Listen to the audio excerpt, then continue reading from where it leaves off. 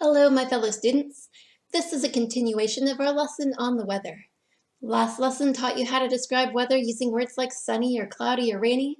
This lesson will describe temperature, and we will start with hot. If a person or an animal feels hot, then use the verb dupta. Dupta is an irregular verb, so I'll conjugate it here for you. I've included the past tense, present tense, and we haven't learned the future tense on this channel yet, but we will soon, so I will include it here for you. You can see three different colors here, and the three different colors represent the concept of casual, polite, and formal language. If you don't know what that is, there's a video on it in the description. I highly recommend it.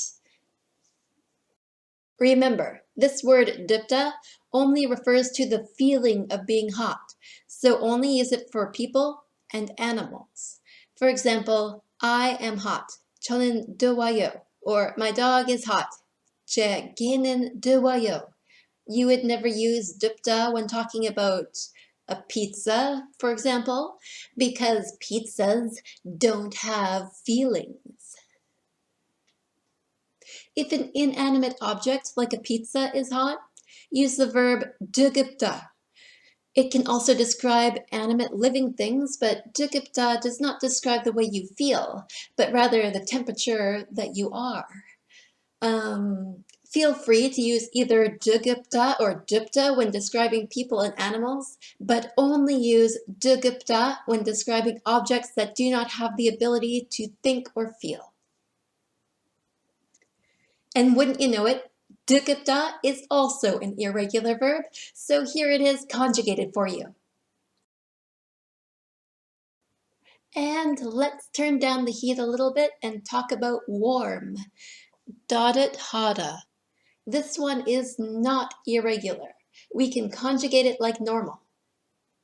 But don't try to memorize these conjugated forms. Instead, memorize the infinitive form and memorize the conjugation rules. It's the best way. There is less to remember, and if you don't know your conjugation rules yet, I've got videos for that too. The next temperature word is cool. To be cool is 시원하다, and this word can have other meanings. Primarily, it means to feel cool and refreshing. It can, however, be used in other ways that an English speaker would not usually describe as cool and refreshing. For example, the feeling of eating spicy soup, 시원하다, and the feeling of getting a massage, 시원하다. The feeling of getting into a relaxing hot bath, 시원하다. I think it is summed up as a refreshing feeling. To be refreshingly cool, 시원하다. A word for when the temperature gets a little cooler than 시원하다 is 쌀쌀하다, which can only describe weather. You never say I in connection with 쌀쌀하다, only weather. 날씨는 쌀쌀해요. The weather is cool. Cooler still is 서늘하다, and this word is very versatile. You can use it to describe the weather. You can use it to describe a person or anything. 서늘하다. When it's no longer just cool and it's downright chilly, say 쌀쌀하다. When it's actually cold, use the word 춥다. It's another irregular verb, and it's conjugated like this. Then, when it's very cold, here are the words you use. 쩔어쩔어, 나랑하다. And then, when it's so cold that it's freezing, you can say 울다.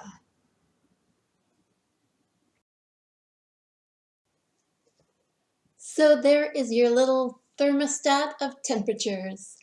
But what if you want to be exact? How can you say it is 15 degrees Celsius? In Korea, they use the Celsius scale. Hopefully you're familiar with Celsius.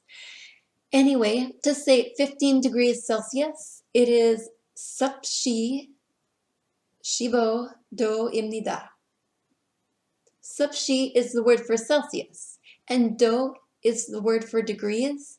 The word for is imnida if you're talking to a large group, yayo if you're speaking politely, and ya if you're speaking casually.